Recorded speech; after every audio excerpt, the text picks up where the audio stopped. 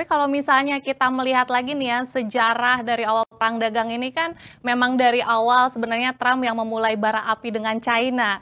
Tapi justru Trump juga lebih terlihat terobsesi untuk bicara langsung nih dengan Xi Jinping. Bahkan kan beberapa kali selalu dihembuskan isu akan terjadi pertemuan sampai dikatakan minggu ini akan terjadi pertemuan. Nah, kalau misalnya dengan posisi yang seperti ini, emang benar apa yang dikatakan Trump kalau Xi Jinping sulit diajak berunding?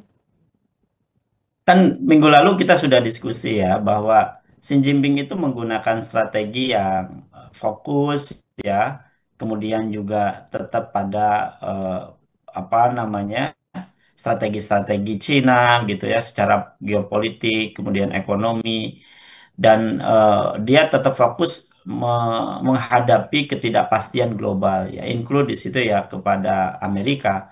Hmm. Dan China akan memilih kontraproduktif ya terhadap ekonomi dan negaranya, melihat ya situasi dan juga respon dari khususnya Trump ya.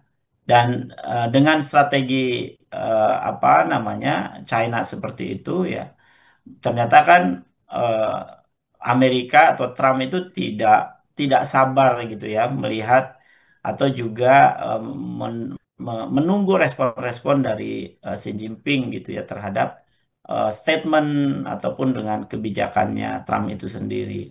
Dan ini menunjukkan apa? Menunjukkan bahwa ya China jauh lebih apa namanya lebih kuat, dan dia memposisikan juga bahwa dia tidak gampang untuk tunduk kira-kira Hmm. gitu ya kepada eh, statement atau kebijakan eh, Trump gitu ya.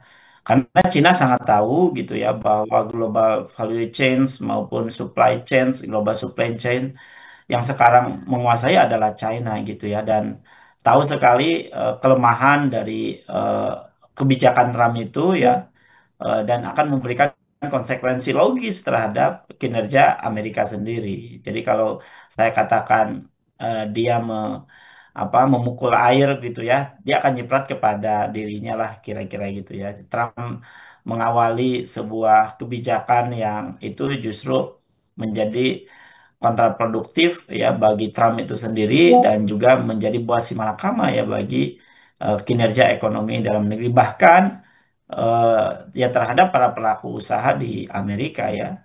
Bahkan tadi Elon Musk sampai mengundurkan diri padahal Iya. begitu harmonisnya gitu ya, Hmm.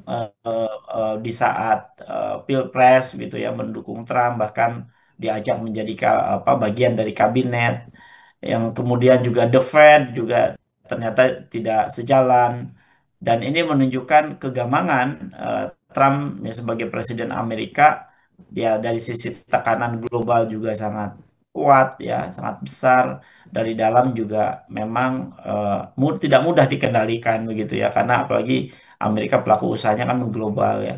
Dan Ya. tentu mereka juga bukan pemain global baru kemarin sore gitu ya, tapi justru mereka sangat menguasai network market ya, dan juga tidak hanya supply chain tapi juga global value chains-nya gitu.